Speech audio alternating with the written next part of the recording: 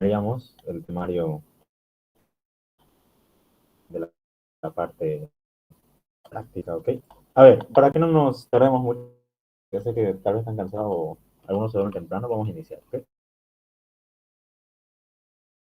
El sistema endocrino es un sistema distribuido en zonas del cuerpo, ¿no? Bueno, al principio cuando habíamos visto el tejido epitelial, hablábamos de que había una división grande, ¿no? Que eran glándulas exócrinas y glándulas endócrinas. Las glándulas exócrinas se caracterizaban por tener un adenómero, una porción excretora, etcétera, ¿no? Y su contenido era liberado al lumen y de ese lumen era transportado hacia una superficie, característica de una glándula exócrina. Pero las glándulas endócrinas son agrupaciones de células epitelioides. ¿Se acuerdan qué significaba un tejido epitelioide? Era un concepto que hemos visto hace tiempo ya. ¿Alguien se acuerda? Las células epitelioides son células que carecen de un polo apical, ¿sí? Para que se acuerden. Entonces, como ellas no tienen un conducto al cual secretar una superficie, todo su contenido o todo lo que secretan se difunde hacia el torrente sanguíneo a través de los capilares que van a estar rodeando a este grupo de células epitelioides, ¿ok? Entonces, las glándulas endócrinas, su principal mecanismo de secreción es a través del torrente sanguíneo, ¿ok? Por difusión. Este gráfico que está en su ROS nos muestra de manera general dónde más o menos podemos encontrar glándulas endócrinas, ¿no? Fijémonos, las principales, las que son glándulas principales, tenemos el hipotálamo, la hipófisis, la pineal, la tiroides, la paratiroides, la suprarrenal. La placenta funciona como órgano o como glándula endócrina cuando está presente. Los ovarios, en el caso de la mujer, y en el caso del hombre, los testículos. Son glándulas endócrinas principales, ¿sí? Pero después, en todo nuestro cuerpo, tenemos un órgano endocrino difuso, ¿sí? Hay células endócrinas que no necesariamente forman una glándula visible, ¿no? Sino que puede estar distribuido entre el parénquima del tejido. Por ejemplo, en el estómago, nosotros veíamos que el estómago tiene muchos componentes y una de ellas era células neuroendócrinas, ¿no? Entonces, no es que sea una glándula endócrina, sino que tiene pequeños fragmentos o pequeños componentes difusos que funcionan como un sistema endocrino. A nivel del, por ejemplo, de los pulmones también, a nivel del páncreas también, a nivel del riñón también, es decir, estas serían órganos con células que secretan hormonas, ¿sí? A nivel de la vía respiratoria superior también teníamos, ¿no? Entonces, hablamos de tejido endocrino difuso a esos órganos que no son una glándula propiamente dicha endocrina, pero tienen componentes de células endócrinas difusas, ¿no? Y hablamos de glándulas endócrinas principales a las glándulas visibles y que tienen una estructura histológica característica, ¿no? Y con hormonas específicas. No se olviden que las glándulas endócrinas producen hormonas, ¿sí? Su secreción son las hormonas, ¿ok? Eh, Estas hormonas son moléculas que interactúan con su receptor diana. Una vez que una célula endocrina libera su contenido y este contenido llega al torrente sanguíneo, este va a viajar por toda la circulación, pero solo va a interactuar con células que tengan receptores específicos. ¿Se acuerdan que era un receptor? Un receptor era una molécula proteica que se une a un ligando específico, es decir, que requiere de algo específico para poder generar una función intracelular. Lo mismo ocurre acá, las glándulas o las células endocrinas, una vez secretan su contenido, este va a viajar a través del torrente sanguíneo y va a ir a buscar los receptores. Es decir, que por más que tengamos en la circulación una hormona específica, no va a actuar sobre todas nuestras células, ¿no? Va a actuar sobre células específicas. A este tipo de secreción nosotros la conocemos como la secreción endocrina, ¿no? A través de torrente sanguíneo. Esos conceptos ya lo habíamos explicado. En este gráfico estamos viendo que una célula libera su secreción, esta secreción migra y llega a células locales, es decir, a células que están cerquitas, continuas. A este tipo de secreción le llamábamos secreción parácrina, ¿no? Y a este tipo de secreción, fíjense, una célula endócrina que libera sus hormonas y esas hormonas vienen a interactuar con receptores propios de la membrana de la misma célula productora de hormonas. A este tipo de secreción la conocemos como secreción autócrina, ¿ok? Las hormonas son como mensajes, ¿sí? Son como pequeños WhatsApp, ¿no? Van a ir a buscar a su receptor, a quien va a recibir la hormona. Vamos a clasificar las hormonas en tres, bueno, dependiendo de su composición, Vamos a clasificarlo en tres. Tenemos uno, hormonas peptídicas, o hormonas de tipo péptido. Tenemos dos, hormonas esteroideas, y tenemos tres derivados de esos esteroides como prostaglandinas, las tirosinas, etcétera, ¿no? Perdón, no las tirosinas, las tiroxinas, ¿ya? Es decir, eso es la composición de la hormona. Hay que saber algo muy importante. Fíjense, esta hormona es una hormona peptídica. Ya imaginemos, por ejemplo, es insulina. La insulina es una hormona, ¿ok? Fíjense qué hacen las hormonas peptídicas. Las hormonas peptídicas buscan al receptor de membrana, ¿sí? Esta célula, que es la célula diana, busca su receptor, se une y esa unión crea una señal intracelular que se conoce como segundo mensajero. Es decir, que la hormona no está generando la función de manera directa, sino está generando una función de manera indirecta. Es decir, ella simplemente se une y esa unión crea una señal intracelular, ¿ok? Pero las células, las hormonas esteroideas o derivados de los esteroides van a tener un mecanismo muy distinto. Fíjense que estas hormonas esteroideas ingresan dentro de la célula, no interactúan con receptores de membrana, ¿sí? Directamente ingresan y buscan a receptores del núcleo, ¿sí? Estos receptores de núcleo van a activar ciertos genes y van a producir cierta función. Entonces, fíjense la gran diferencia. Hormonas peptídicas no ingresan a célula, sino que generan una señal secundaria, que se conoce como segundo mensajero, y las hormonas esteroideas sí tienen que ingresar adentro de la célula intracelular y unirse con receptores del núcleo, es decir, van a llegar hasta el núcleo. ¿Por qué esto? ¿O por qué una entra y por qué la otra no? O sea, ¿qué ocurre acá? No se olviden que las moléculas esteroides como glucocorticoides, andrógenos, estrógenos, progestágenos son derivados del colesterol. Y este colesterol es una molécula parecida a un lípido. Y ustedes saben que la membrana lipídica es selectivamente permeable. No permite ingreso de sustancias hidrofílicas afines por el agua, pero sí permite fácilmente el ingreso de sustancias análogas a lípidos, ¿no? Entonces, todas estas hormonas esteroideas son análogos a lípidos. Entonces, estas fácilmente pueden ingresar, ¿ok? Pero las peptídicas no, las peptídicas son análogos, o perdón, son hidrofílicas, ¿no? Entonces no van a poder ingresar. Por eso es que ellas se quedan netamente a unirse con receptores de membrana. A este tipo de señalización se la conoce como señalización por receptor de superficie celular. Y a esta señalización que tiene que ingresar es señalización esteroidea iniciada en el núcleo, ¿ok? Entonces vamos a hablar de las glándulas. Este tema es muy bonito, pero no ponga mucha atención acá. La hipófisis vendría a ser la glándula endocrina primaria más importante que nosotros poseemos. Esta hipófisis va a regular la función de la mayoría de las glándulas de nuestro cuerpo, ¿ok? Fijémonos en la estructura de la hipófisis, ustedes seguro lo están viendo o lo van a ver ahorita que están llevando neuroanatomía. La hipófisis tiene un lóbulo anterior, tiene un lóbulo anterior, este sería el lóbulo anterior, y tiene un lóbulo posterior, también llamada el lóbulo anterior adenohipófisis y el lóbulo posterior neurohipófisis. Fíjense que ambos lóbulos de la hipófisis están conectadas por la porción infundibular, por la porción tuberal, a un segmento superior del sistema nervioso que se conoce como el hipotálamo. Este hipotálamo, fíjense que tiene núcleos. Cuando hablamos de núcleo a nivel del sistema central, es una acumulación de neuronas, ¿no? Estos núcleos, fíjense que tienen conexión directa con la porción posterior, por eso se conoce como la porción o la neurohipófisis. ¿Por qué? Porque tiene relación directa con componentes del sistema nervioso. En cambio, la adenohipófisis no tiene esa conexión directa o con fibras nerviosas, entonces se conoce como la adenohipófisis. ¿Por qué? Porque más que todo ella tiene una estructura glandular, ¿sí? Esta tiene una estructura glandular y la neurohipófisis no. Ya, acá ahorita vamos a explicar por qué.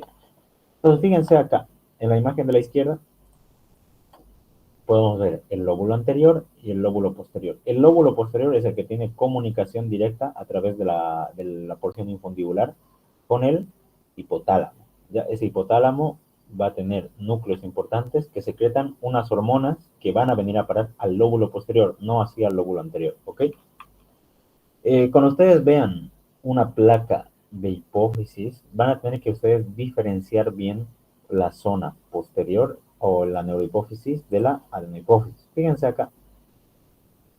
Acá hay una diferencia entre el parénquima de esta zona, a ver, el parénquima de esta zona con el parénquima de esta zona. Fíjense que en este lado, en el lado derecho de la imagen, hay componentes glandulares, ¿sí? Se ve que están formando glándulas, las células. En cambio, en la parte izquierda, no. Una parte menos visible o no se ven estructuras glandulares. Entonces, nos decimos que esta que no tiene estructura glandular es la neurohipófisis y esta que sí tiene estructura glandular es la adenohipófisis, ¿ok? Y aquí hay una porción media entre la adeno y la neuro, que ahorita la vamos a explicar qué es. Fíjense que, no sé si lo tengo acá, acá se ve lo mismo, ¿ya?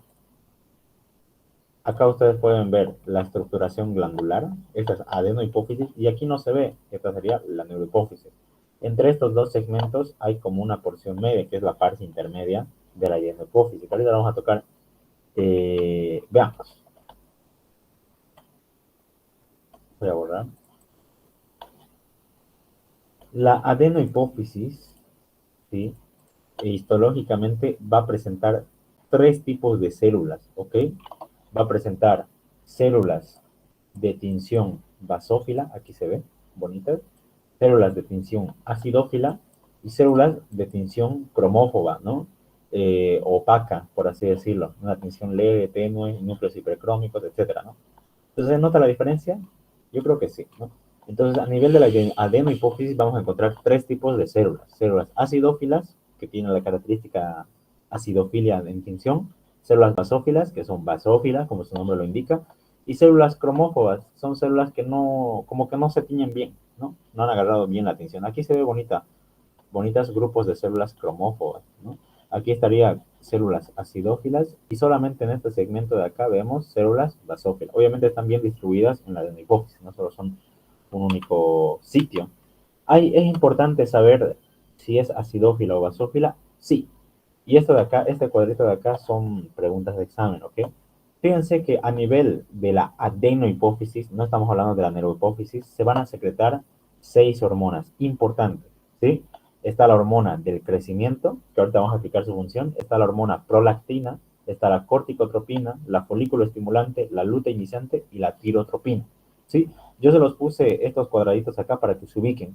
Las células acidófilas, que aquí está con un rojo y una A, son encargadas de secretar hormona del crecimiento y prolactina, ¿ok? Y las células basófilas son células encargadas de secretar corticotropina, folículo estimulante, luteinizante y tirotropina, ¿ok? No se olviden también que estas dos hormonas, la luteinizante y la folículo estimulante, están secretadas ambas por una misma célula, que es la célula gonadótropa. Gonadótropa, que es de característica basófila. No se olviden que las células que secretan corticotropina son las células corticótropas, o sea, tiene relación con su nombre, ¿no? Entonces serían las células corticótropas. Las células que secretan tirotropina son células tirótropas. Uy, está horrible escribir acá. Tirótropas. Las células que secretan hormona de crecimiento son las células somatótropas.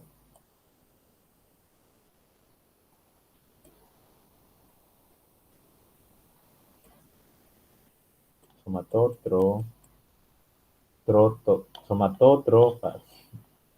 ¿Ok?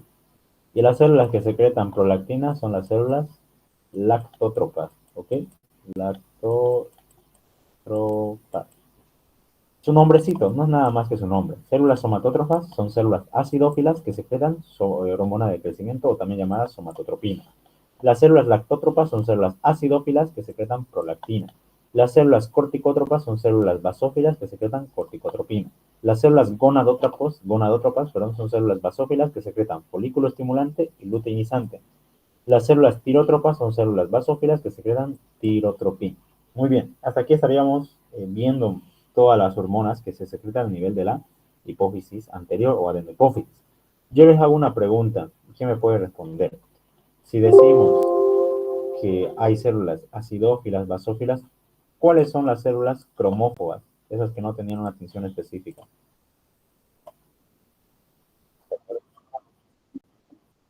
¿Ya? ¿Y qué hormonas secretan ellas?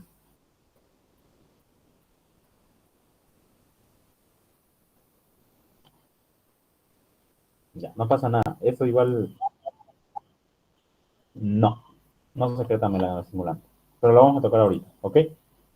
Las células, vayamos por partes. Empezamos con la prolactina. Las células lactótropas secretan prolactina. ¿Cuál es la función de la prolactina? Promover el desarrollo de las glándulas mamarias. Inicia la formación de leche. Esta hormona prolactina se estimula cuando hay fecundación, ¿no? Ustedes ya hemos visto, creo, lo primerito que hemos visto. Cuando existe la fecundación, existe implantación del blastocito en cavidad uterina, inicia la secreción de prolactina, la hormona. Esta secreción de prolactina va a estimular a las glándulas mamarias para que secreten leche y esa leche sirva de nutrición durante los primeros meses de vida del neonato, ¿ok? Eh, Cuando las células no están trabajando, la prolactina, ellas acumulan su contenido, ¿sí? Y ahí se ve las células acidófilas, ¿ok? Pero cuando empiezan a trabajar, es decir, empiezan a secretar, no crean que secretan o poquita prolactina, empiezan a secretar a montones, ¿no? Entonces secreta, secreta, secreta, y dentro del citoplasma de la célula lactótropa se queda sin prolactina. Ahí es cuando hablamos de células cromófobas, ¿sí? Es decir, cuando nosotros vemos células cromófobas a placa histológica, estamos hablando de células lactótropas que han vaciado su contenido del citoplasma, es decir, son células que están en proceso o están vaciando su contenido citoplasmático, ¿se entiende? Es decir, una lactótropa puede ser acidófila cuando tiene almacenes grandes de prolactina y se puede volver cromófoba cuando sus almacenes de prolactina se vacían. ¿Por qué? Porque hay proceso de gestación, por ejemplo, ¿no? Y se está liberando la prolactina. ¿Se entiende? Ok. La prolactina es una hormona que va a promover el desarrollo de las glándulas mamarias, iniciar la formación de leche, estimular la secreción de caseína, que son proteínas o nutrientes de la leche, ¿no? Todo eso para qué? Para que el bebé tenga su correcta nutrición durante sus primeros meses de vida, ¿ok? Ahora, otras células acidófilas son las células las somatótropas, que van a secretar hormona de crecimiento. Como su mismo nombre lo dice, la hormona del crecimiento va a estimular hígado y otros órganos o muchos de los órganos como músculo, tejido óseo. ¿Para qué? Para que se secrete un factor, y este es importante, el factor de crecimiento insulínico. Este factor de crecimiento insulínico tipo 1 va a estimular una hiperplasia y una hipertrofia. ¿Sí? ¿Se acuerdan qué significaba hiperplasia e hipertrofia?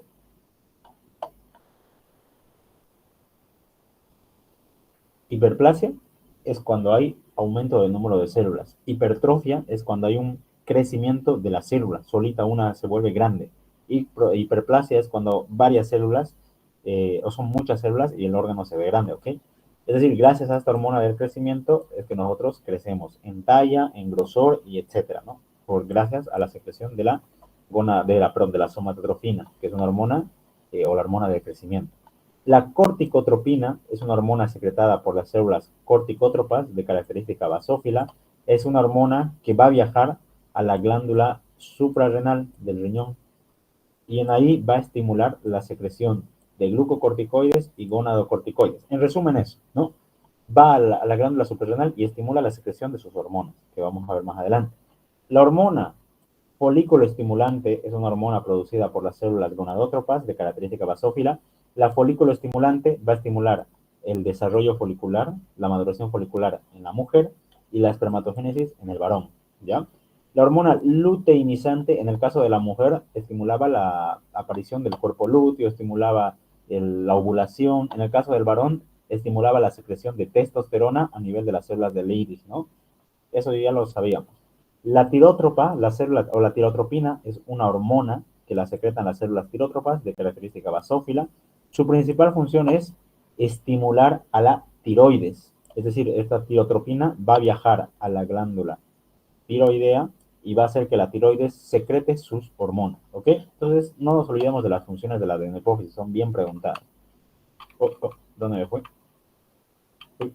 Ya. Eso sería en cuanto a la adenohipófisis, ¿ok? No se van a olvidar. Ahora, la neurohipófisis, lo quiero ver acá, la neurohipófisis también secreta hormonas, ¿sí? Tiene dos hormonas principales. La ahora vamos a aceptar a su compañero. Ya. La neurohipófisis también secreta hormonas. Va a secretar dos importantes, la oxitocina y la ADH, ¿ok? O la antidiurética o también llamada vasopresina. ¿Qué es importante detallar de acá? Que fíjense que estas dos hormonas no se producen a nivel de la neurohipófisis, no, se producen a nivel del hipotálamo y del hipotálamo se mandan vesículas de almacenamiento a la neurohipófisis, ¿ok? ¿Quién produce estas hormonas? El hipotálamo. Y del hipotálamo van a secretarse vesículas de almacenamiento a la neurohipófisis. Esas vesículas de almacenamiento se conocen como cuerpos de Herring. ¿Qué son los cuerpos de Herring? No son nada más vesículas de almacenamiento que tienen oxitocina y que tienen antidiurética o ADH. ¿Ok? Otra pregunta o otro dato importante que suele ser una pregunta de examen es que en el hipotálamo, cuando ustedes lleven o ya se han llevado neuro, van a ver que el hipotálamo tiene un montón, pero un montón de núcleos, núcleo preóptico, supraóptico, paraventricular, etcétera. ¿Ya? Hay altísimos núcleos. Los núcleos encargados de la producción de oxitocina son el paraventricular y los núcleos encargados de la secreción de ADH es el supraóptico. ¿Ok? No se olviden de esto, es claro. Hay una mnemotemia chistosa, ¿ya? Sapo, S de supraóptico y que secreta ADH. Y P de paraventricular que secreta oxitocina, ¿no? Para que no se les olvide qué núcleo secreta qué cosa, ¿ok?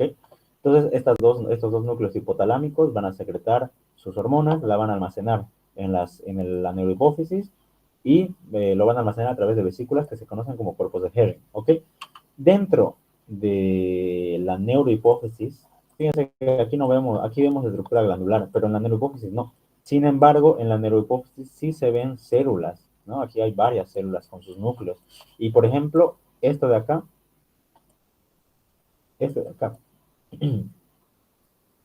este de acá sería un cuerpo o una vesícula de almacenamiento, un cuerpo de Herring, ¿ok? A ver si vemos otro. Acá hay otro. Y aquí hay varios, ¿ok? Son vesículas de almacenamiento, los cuerpos de Herring. Pero aquí están las células de la neurohipófisis. A las células de la neurohipófisis se conocen como los pituicitos, ¿sí? Es su nombre. Estos pituicitos son células parecidas a las células gliales. De ahí, más adelante les voy a explicar qué relación tienen, ¿ok? Pero estas son las únicas células que encontramos a nivel de la neurohipófisis y las vesículas de almacenamiento. Ahora me estaba olvidando hablar de la porción intermedia. Fíjense que en la porción intermedia les dije que era una división, un límite entre la neuro y la adeno, que fíjense que tiene estructuras interesantes. Fíjense que tiene como pequeños, se le conoce como folículos, ¿sí? Esos son folículos. Estos folículos van a tener un revestimiento epitelial o un revestimiento celular. A las células que revisten el folículo de la parte intermedia de la hipófisis se conoce como las células folículo, folículo estrelladas, ¿ok? Estas células o estos folículos no tienen una función como tal. Por ahí dicen, o nos dice Ross, que son reguladores o son un sistema regulador de la secreción de hormonas a nivel de la hipófisis. O sea, van a aumentar, disminuir la secreción de hormonas dependiendo de la necesidad, ¿ya? También se nos dice que a nivel de la porción intermedia de la adenohipófisis se ha visto que tiene relación con la secreción de una hormona importante, que es la hormona estimulante de melanocitos. Y esta hormona estimulante de melanocitos, si ustedes se acuerdan, iban a los melanocitos de la piel y estimulaban un aumento de la producción de melanina. Y esa melanina es el pigmento de la piel. Entonces, mayor MSH, mayor pigmento en la piel y una piel más oscura, por así decirlo, ¿no? Dependiendo de los factores ambientales o externos. ¿Alguna duda de hipófisis? Ya, sigamos. La glándula pineal es una glándula que también se llama glándula epífisis, ¿sí?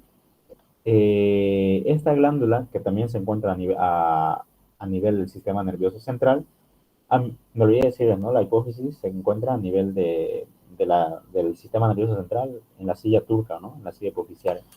La glándula pineal es un receso, o perdón, tiene también una ubicación a nivel del sistema nervioso central, y su principal función es la secreción de melatonina, ¿sí? No van a confundir con melanina. Se encarga de secretar melatonina, ¿ok? Esta melatonina va a intervenir en algo que se conoce como el ritmo circadiano, ¿sí? ¿Qué es el ritmo circadiano? Como por poner, por ejemplo, el cuerpo, indiferentemente de lo que ustedes quieran o no, el cuerpo sabe cuándo es el momento de descansar y sabe cuándo es el momento de estar activo. Normalmente en las noches nos da sueño, ¿no? Y nos da ganas de dormir, es normal. Y en las mañanas nosotros estamos más activos, más eufóricos, etcétera, ¿no? Esta función es gracias a la melatonina. La melatonina es una hormona que va a inducir el sueño, ¿sí? Va a intervenir en los procesos del ritmo circadiano, ¿no? De sueño y vigilia, se conoce también. ¿Cuándo se secreta melatonina? Si nosotros decimos que la melatonina es principalmente una hormona que va a estimular el sueño, ¿cuándo creen que se va a secretar?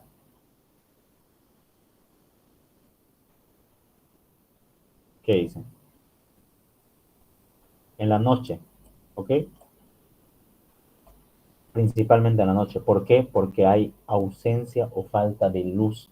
La glándula pineal es una glándula interesante, porque esta es la única glándula que su mecanismo de regulación es la luz, ¿sí? Si nosotros estamos en un ambiente muy iluminado, se inhibe la secreción de melatonina, es decir, no hay melatonina cuando estamos en un lugar exageradamente iluminado. ¿Cuándo nos referimos a lugares muy iluminados? Durante el día, la mayor fuente de luz que nosotros tenemos es el sol. Entonces, cuando está el sol presente, hay mucha luz y por ende la glándula pineal no secreta melatonina. Pero cuando el sol se esconde, llega la noche, ya no hay esa luz potente del sol, entonces ya la pineal empieza a trabajar secretando melatonina, entonces se induce al sueño. ¿Sí? ¿Se entiende? Eh, este fragmento lo rescaté del ROS y me parece interesante. Los extractos de las glándulas pineales en muchos animales contiene neurotransmisores como serotonina, noradrenalina, dopamina, histamina y otras hormonas reguladoras. Es por eso que la glándula pineal tiene una función, gracias a la serotonina, gracias a la dopamina, en un aspecto emocional, ¿ya? Van a ver ustedes, o si lo van a leer en el ROS, se dice que cuando hay una afectación de la glándula pineal, las personas van a sufrir un trastorno, más que todo psicológico, ¿no? Que se conoce como trastorno afectivo estacional, que la persona, por algún motivo, bueno, obviamente es debido a esta regulación, se siente triste en las épocas de invierno, donde son épocas donde hay menos luz porque la Tierra está más alejada del Sol, ¿no? Un dato muy curioso, interesante. Histológicamente, ¿cómo reconocemos a la hipófisis? A la glándula pineal, perdón, ¿ya? La glándula pineal son células, o es una pequeña glándula, pequeñísima, no es muy grande, que va a tener agrupaciones de células que se conocen como los pinealocitos, ¿sí? No van a confundir con pituicitos, esos son de la neurohipófisis. Acá hablamos de pinealocitos. Estos pinealocitos van a secretar la melatonina. Y en muchos de los casos vamos a encontrar estas densidades, ¿sí? Que se conocen como arenilla cerebral o también se conoce como cuerpos arenáceos, ¿ya? Estos, más que todo, para poder reconocer una epífisis, nos basamos en la presencia de cuerpos arenáceos, ¿no? Que es lo más frecuente encontrar en esta glándula. Obviamente tiene vasitos sanguíneos, etcétera, ¿no? Entonces, la melatonina, estos cuadros que están en su libro, no los salten, son importantes. La melatonina es una hormona que es secretada por los pinealocitos a nivel de la glándula pineal, regula el ritmo circadiano, lo más importante, sueño y vigilia. Y también está relacionado con la actividad sexual estacional, ¿ya? Y porque tiene una actividad esteroidogénica en las gónadas. Vamos con la tiroides. La tiroides es otra glándula importante. Fíjense que la tiroides se encuentra a nivel de la tráquea, va a estar abrazando la tráquea, y tiene dos lóbulos, ¿no? Un lóbulo derecho, un lóbulo izquierdo, y un centro que se conoce como el istmo. Si ustedes se fijan, esta glándula va a tener una irrigación muy interesante, ¿no? Está la arteria tiroidea superior, la vena tiroidea inferior, que ustedes saben, o me acuerdo, o me imagino que se acordarán, rama de quiénes son, ¿no? Y va a tener, obviamente, su drenaje venoso. En esta glándula tiroides, en la parte posterior, también va a haber las glándulas paratiroideas, ¿no? Que son un grupo de 4 glándulas que están en la parte posterior, 2 superiores y 2 inferiores.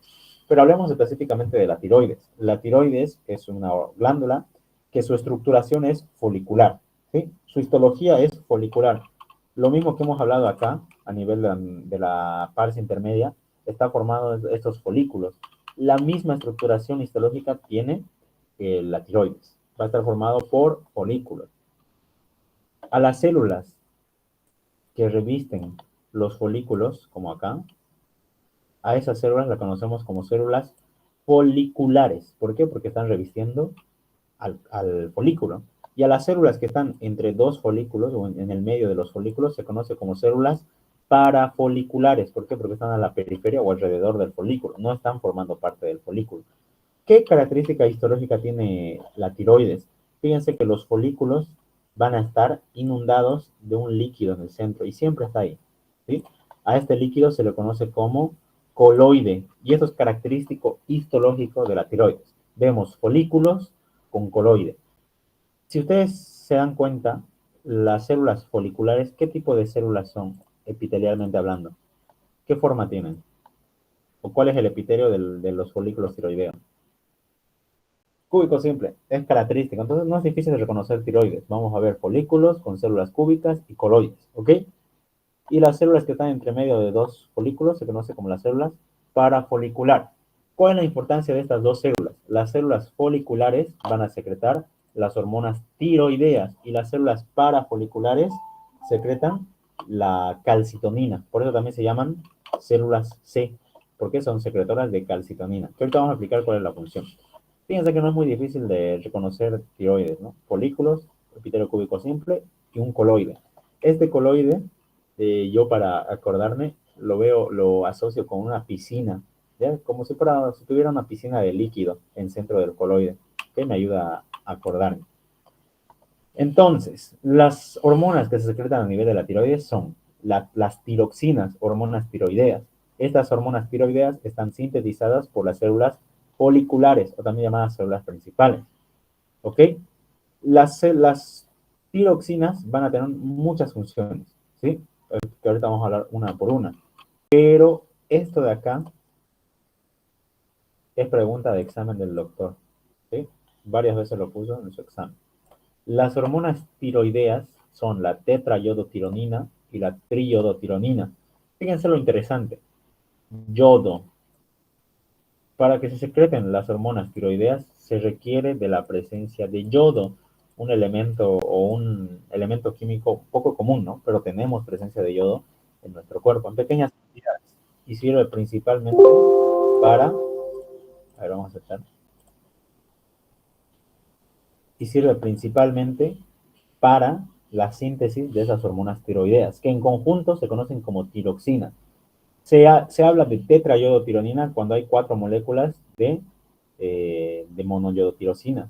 Y se habla de triyodotironina cuando hay 3 moléculas de monoyodotirosina, ¿ok? O sea, que tiene 3 yodos, por así decirlo. 3 yodos, triyodotironina y 4 yodos, tetrayodotironina. Para que ocurra la síntesis de la T4 y T3, que se conoce así, o su abreviación es T4 y T3, se tiene que ocurrir una serie de eventos y estos eventos van en secuencia. Y aquí se los anoté. ¿Ya? Y esto es una pregunta de examen. El doctor les pone, la síntesis de hormonas tiroideas comprende los siguientes procesos, excepto, esa era la pregunta que a nosotros nos entró. Entonces, fíjense que tiene todos estos procesos. Para sintetizar las tiroxinas, primero se requiere que la célula folicular sintetice una proteína importante, que es la tiroglobulina. Esta tiroglobulina va a ser secretada al coloide, es decir, va a estar aquí tranquilita, grandes cantidades de tiroglobulina.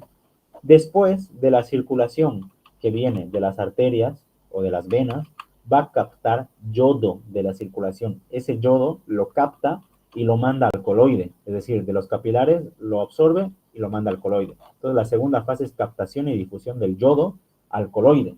Después El tercer proceso es dentro del coloide, cuando el yodo se une con una tiroglobulina, es decir, un yodo por cada molécula de tiroglobulina.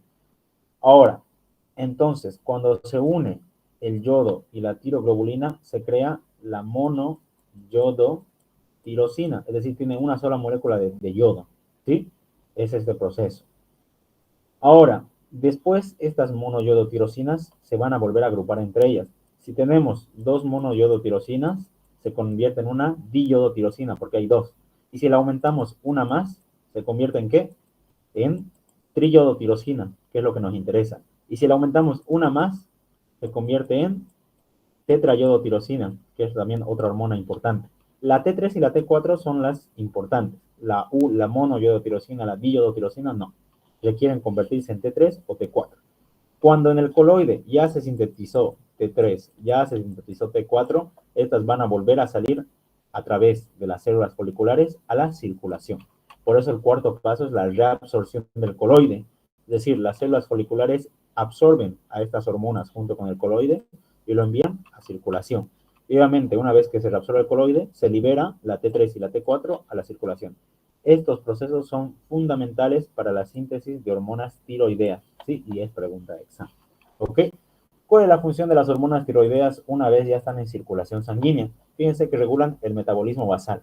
Las hormonas tiroideas aumentan el metabolismo basal, aumentan el consumo de hidratos de carbono, la síntesis de proteínas, de lípidos, regulan la producción de calor, es decir, aumentan la producción de calor, aumentan el crecimiento tisular, es decir, todas las funciones metabólicas que se les ocurre, la tiroides o las tiroideas aumentan, ¿sí?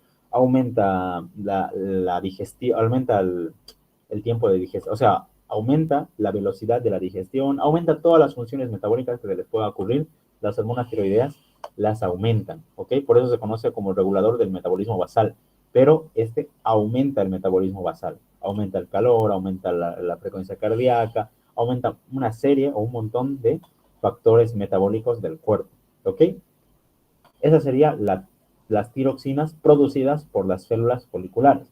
Y las células parafoliculares, es decir, estas células que estaban entre medio de dos folículos, estas secretan calcitonina o también llamada tirocalcitonina. Esta calcitonina va a reducir la calcemia y estimular la absorción de calcio por los huesos, ¿ya? La vamos a explicar cuando estemos hablando de paratiroides, pero la calcitonina es una hormona que hace lo opuesto a la parotormona, que es producida por la paratiroides. ¿Ok? Pero hasta acá, ¿alguna duda?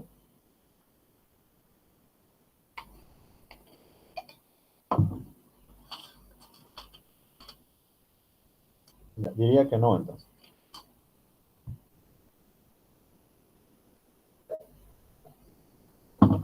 Ok, sigamos.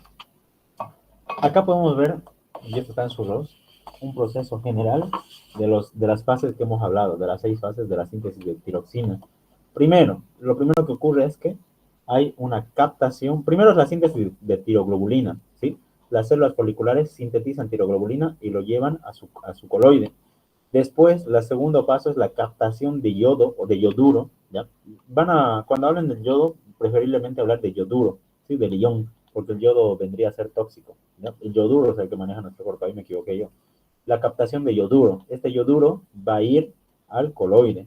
Y ahí el paso 3 es que la tiroglobulina con el yodo se van a unir y van a formar monoyodotirosinas, diyodotirosinas, y estas moléculas se van a unir hasta formar T3 y T4.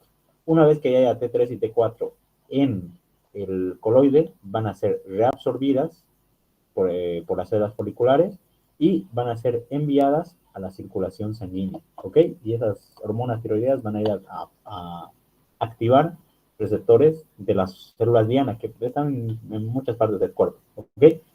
Una cosa importante que me estaba olvidando decirles es que todo este proceso no ocurre si no hay TSH. El primer mecanismo para iniciar todo este proceso es la TSH, la tirotropina.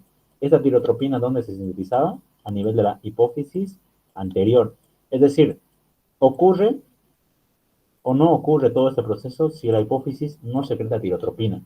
Esta tirotropina viene acá a las células foliculares e inicia todo el proceso que hemos hablado. ¿Ok? Deme un cachito.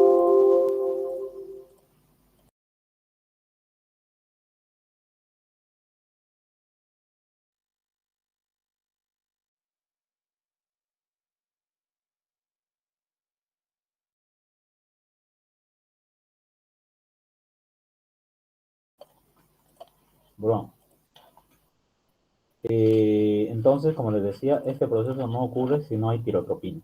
Y esta tirotropina es secretada por la adenohipófisis. Sigamos.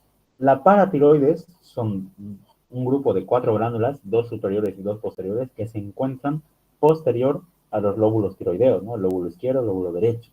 Estas paratiroides poseen dos tipos de células, células principales y células oxínticas, ¿ya?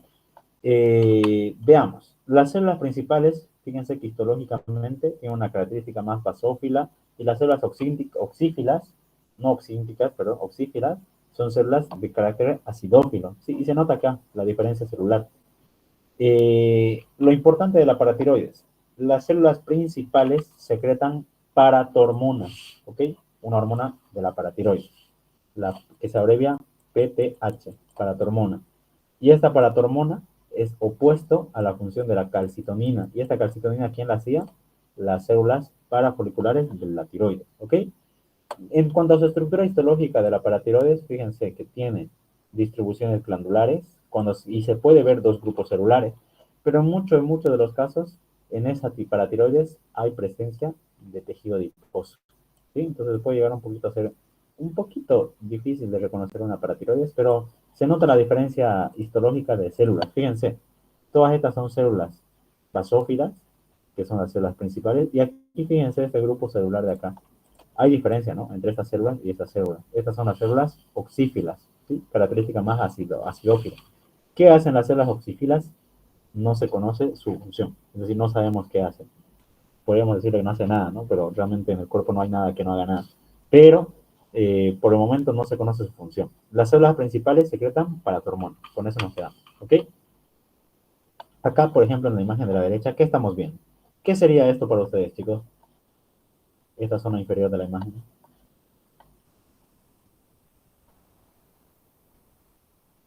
¿Qué me dicen?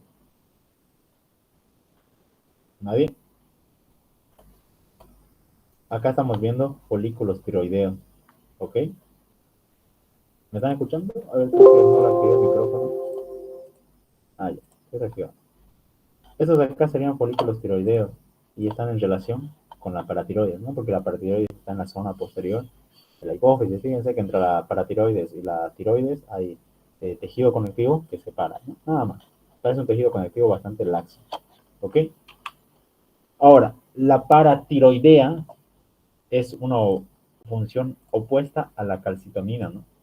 ¿Qué hacen la paratiroides y la calcitonina? Ambas regulan el calcio. Y esto es importante que ustedes sepan. El calcio en sangre. El calcio en sangre, si ustedes hacen estudios laboratoriales, de laboratorio, les sale que el calcio es de 8,5 a 10,5 miligramos decilitro. Ese es el valor de calcio en sangre. Y ustedes saben o tienen que saber que el cuerpo regula estrictamente sus valores. Si está disminuyendo, tiene que aumentar para volver a la normalidad. Y si está aumentando, tiene que disminuir para volver a la normalidad, ¿ok? La paratormona es una hormona que aumenta el calcio en sangre, ¿sí? Es decir, les estoy resumiendo porque la paratormona tiene muchísimas funciones, pero su objetivo principal es aumentar calcio en sangre, ¿ya? Y la calcitonina hace lo opuesto, disminuir calcio en sangre, ¿ok? Esos serían sus objetivos principales. ¿Cómo la paratormona aumenta calcio en sangre? ¿Sí? Primero, tiene una acción sobre el tejido óseo. El tejido óseo, no se acuerdan que es un sitio grande de almacenamiento de calcio, ¿ok? ¿Qué hace? Aumenta la resorción ósea. ¿Se acuerdan que era resorción ósea? Cuando el tejido óseo se degrada. ¿Y por quién era degradado el tejido óseo? Por los osteoclastos. Entonces aumenta la actividad de osteoclastos y por ende aumenta la resorción ósea y si se degrada más hueso, se libera más calcio.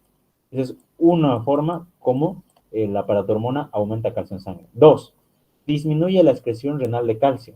No se olviden que el calcio también va a filtrarse a nivel del riñón y puede ser eliminado. Entonces, para que no sea eliminado, se aumenta su reabsorción y eso disminuye la excreción renal de calcio, lo que aumenta el calcio en sangre. Esta función renal que tiene la paratormona tiene su contraparte, y esto no se olviden. La paratormona aumenta calcio en sangre, aumenta la reabsorción de calcio, perdón, disminuye la excreción de calcio y aumenta la excreción de fosfato. Es decir, cuando hay mucha paratormona, el paciente va a reabsorber más calcio y va a excretar más fosfatos, ¿ya? Ahora, ¿qué más hace la paratormona? La paratormona va a estimular la conversión de la vitamina, de la vitamina D en vitamina D3, que es la forma activa. Y esta vitamina D3 también aumenta el calcio en sangre. Y por último, hace que nuestras células enterocíticas del intestino aumenten la absorción intestinal de calcio. ¿Ok? Entonces, de todos estos mecanismos que son mediados por la paratormona, su objetivo principal es aumentar calcio. Y la calcitonina hace lo opuesto, ¿no? Disminuye la reabsorción ósea, aumenta la síntesis de tejido óseo, aumenta la secreción o excreción de calcio renal, disminuye la excreción de fosfato y disminuye la absorción intestinal de calcio, ¿no? Lo opuesto. Vayamos con esta otra glándula, que es otra glándula importantísima, que es la glándula suprarrenal. Es una glándula que se encuentra en el polo superior del riñón. Tenemos dos, es una glándula doble, o sí, es una glándula bilateral. Eh, Esta glándula va a estar irrigada por varias ramificaciones arteriales, que es las suprarrenales superiores, las medias y las inferiores, ¿no? Con procedencia de distintas ramas arteriales. Lo que me interesa de la suprarrenal es que ustedes sepan que la glándula suprarrenal está dividido en una corteza y una médula, ¿ok? La médula sería lo más central de la glándula y la corteza sería lo periférico. Acá en la imagen de la derecha, de la izquierda, perdón, estamos viendo la corteza. Y la corteza es la zona más externa. Acá sería la cápsula, porque este órgano es esta glándula, perdón, es una glándula capsulada. Esta glándula posee una corteza y una médula, y la corteza presenta tres zonas histológicas, y cada zona histológica sintetiza o secreta una hormona diferente, y esto es importante. La primera capa de la corteza, que sería la más externa, es la capa glomerular. Esta capa glomerular sintetiza aldosterona. La segunda capa sería la capa fascicular. Esta capa fascicular secreta corticoides o glucocorticoides, ¿no? Y la capa reticular secreta andrógenos, ¿ya? Hormonas masculinizantes, por así decirlo, ¿sí? Y la médula, que está más en el centro, también sintetiza, no son tanto hormonas, sino son neurotransmisores, que ahorita lo vamos a hablar, ¿ok? Histológicamente, ¿cómo se identifica las tres zonas de la glándula suprarrenal? La zona glomerular es una zona, perdón, de células o de agrupaciones celulares pequeñas, tiene tinción bastante basófila, pero fíjense la característica de la zona fascicular. Es inconfundible la zona fascicular porque son células agrupadas en cordones rectos, ¿sí? Acá se ve cordones rectos. Todos van hacia el centro, ¿no? Buscando la zona reticular. Y la zona reticular son células, acá se ve bonito, más pequeñitas, son células muy pequeñitas en comparación de la de la zona fascicular y de la zona glomerular. Son células pequeñitas. Una característica más histológica que tiene la zona fascicular es que, bueno, no se nota acá, es que estas células tienen grande cantidad de inclusiones lipídicas, ¿sí? Pareciera como una célula del tejido adiposo pardo. ¿Por qué? Porque son células que tienen grandes cantidades de almacenamiento lipídico, ¿sí? Por eso también a las células de la zona fasciculada se les conoce como espongiocitos, ¿no? Porque tienen esa forma de esponjita. ¿Por qué? Porque hay múltiples gotas de almacenamiento lipídico, ¿ok? Y la reticulada son células pequeñas, no posee tantas almacenamiento lipídico. Y después tenemos la zona medular o la médula de la corteza renal, de la glándula suprarrenal. Esta médula va a sintetizar catecolaminas, que ahorita vamos a explicar. Entonces repasemos. En la zona glomerular se secreta mineralocorticoides, que el principal es la aldosterona. Esta aldosterona, ¿se acuerdan dónde lo habíamos escuchado?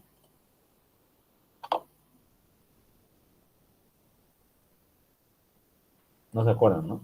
Pertenece al sistema que regula la presión arterial, que es el sistema renina-angiotensina-aldosterona. Les hago recuerdo. Cuando hay una disminución de las concentraciones de sodio y por ende de la presión arterial, se secreta renina a través del aparato yuxtaglomerular, ¿no?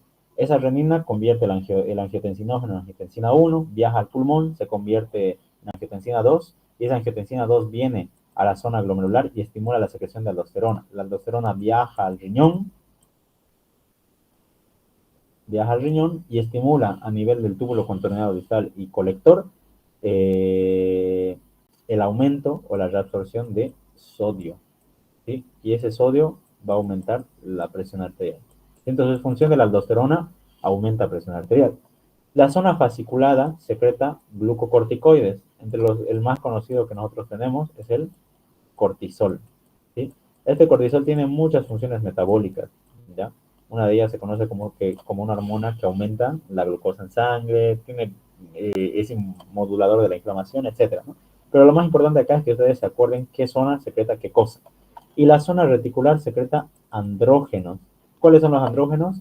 Androstediona, epiandrostediona, ¿no? O sea, hormonas más, que son consideradas masculinas tal vez, ¿no? Pero también se secretan a nivel de la zona reticular. Entonces no se olviden eso. La glomerular, aldosterona, la fasciculada, cortisol, y la reticular, andrógenos. Entre los andrógenos hay varios, ¿no? No solo bonito. Y la médula suprarrenal es una zona donde, no sé si tengo un gráfico, una zona donde se secreta catecolaminas. Las catecolaminas son la adrenalina y la noradrenalina, o también conocida como la epinefrina y la norepinefrina, cualquiera de esos dos nombres, ¿ok? Estas hormonas no tienen relación con la secreción de la corteza. No se olviden, a nivel de la corteza, la hormona que estimula a la corteza suprarrenal es la adenocorticotropina, que era sintetizada en la adenohipófisis. Esta adenocorticotropina viene y estimula la zona fascicular y la zona reticular, pero no interviene ni en la médula ni en la zona glomerular. ¿Ya? La que activa en la zona glomerular es la angiotensina 2 y la que activa la médula son terminaciones sinápticas preganglionarias o postganglionarias, ¿ok? Es decir, las neuronas o los axones de las neuronas van a estimular a estas células, a las células de la médula. A las células de la médula suprarrenal se conoce como células cromáfines por su característica histológica, más que todo. Una vez que las terminaciones sinápticas estimulan a la célula cromáfin, estimula la secreción de adrenalina, de noradrenalina, a nivel de la vena adrenomedular central, y eso va a ir a parar a la sangre. ¿Cuál es la función de la adrenalina y de la noradrenalina? ¿Sí? Estos neurotransmisores son neurotransmisores pertenecientes al sistema nervioso simpático. Y ahora yo les hago una pregunta para el que se acuerda. ¿Cuál es la función del sistema nervioso simpático? ¿Qué hacía el simpático? ¿Qué dicen? ¿Qué dice Yandira?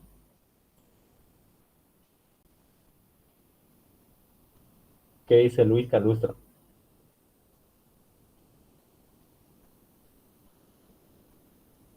¿Qué dice Ana? ¿Nadie se acuerda? Ya, no pasa. No, sí, ¿Cómo? no me acuerdo. Hágame recuerdo, por favor. El sistema nervioso simpático era la porción del sistema nervioso autónomo que se encarga de las reacciones de alerta y huida, ¿ok? Entonces, para que esas funciones ocurran, se requiere de estos neurotransmisores, adrenalina, noradrenalina, que van a tener funciones biológicas importantes. Veamos este gráfico, esta tablita que está en su rol es muy bonita. Los mineralocorticoides, como la aldosterona, son hormonas secretadas a nivel de la zona glomerular. Contribuyen a la homeostasis electrolítica. Básicamente, aumentan la absorción de sodio y con eso aumentan principalmente la presión arterial. Los glucocorticoides, como la cortisol y la corticosterona, son hormonas producidas a nivel de la zona fasciculada. Estas células tienen muchas funciones metabólicas, lo pueden leer acá. Como funciones principales, aumenta los hidratos de carbono, de aminoácidos, promueve regula las respuestas inflamatorias, respuestas alérgicas, y se conoce también como la hormona del estrés. Sí, esto me olvidé decirlo. El cortisol se conoce como la hormona del estrés. Está aumentada cuando estamos estresados, ¿no? Ya sea un examen, ya sea algún problema familiar, etcétera. Esta hormona aumenta. Y las andrógenos de las suprarrenales, como la dietroepiandrosterona, la androstendiona, se sintetiza tanto en hombres y mujeres, eso es importante, ¿no? Pero el hombre siempre va a tener más andrógenos, porque también se sintetizan a nivel del testículo. En cambio, la mujer, la única zona de andrógenos que tiene es a nivel de la suprarrenal, ¿no? Porque ella sintetiza estrógenos, que sería lo contrario a los andrógenos, ¿ok? Los andrógenos van a inducir características sexuales, vello axilar, púbico, también causan efectos masculinizantes, ¿no? Porque es una hormona o son hormonas que estimulan los caracteres sexuales secundarios, ¿no? No tanto los primarios son a nivel de las gónadas sexuales. Y en la médula suprarrenal se sintetizaba o se secretaba catecolaminas. Estas catecolaminas no son hormonas, lo voy a aclarar desde ya para que no se confundan. Estos son neurotransmisores. Estos neurotransmisores van a activar o son activaciones del sistema simpático y produce funciones del sistema simpático, como aumento de la presión o de la frecuencia arterial, de la frecuencia cardíaca, presión arterial, aumenta el flujo sanguíneo a nivel de los músculos, aumenta muchas funciones, aquí ustedes lo pueden, aumenta la dilatación de los bronquios para que más aire nos entre, aumenta la frecuencia respiratoria. Todas estas funciones nos sirven para una respuesta de lucha y huida, alerta y huida, ¿no? Porque si ustedes están, por ejemplo, caminando la noche y viene alguien y los quiere asaltar, el corazón va a latir más rápido. ¿Para qué? Para que más sangre le llegue a los músculos y los músculos puedan correr o puedan hacer algo de caso de ser necesario. Les va a aumentar la frecuencia respiratoria. Van a poder respirar más seguido. ¿Para qué? Para que metan más oxígeno y se produzca más ATP y más energía para correr, atacar, defenderse, etcétera, ¿no? Entonces, todas las funciones del sistema simpático son de lucha y huida y están activadas por la noradrenalina y la adrenalina, que son catecolaminas y son neurotransmisores que se sintetizan a nivel de la médula suprarrenal, pero no es el único sitio, ¿sí? No es el único sitio. ¿Quién lo sintetiza? Células cromafines, ¿ok? ¿Hasta aquí alguna duda?